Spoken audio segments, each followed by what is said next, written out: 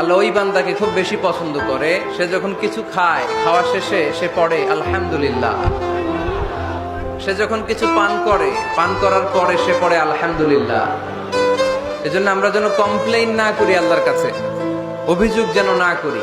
আমরা সুখে দুঃখে সব সময় পড়বো আলহামদুলিল্লাহ। কি পড়বো?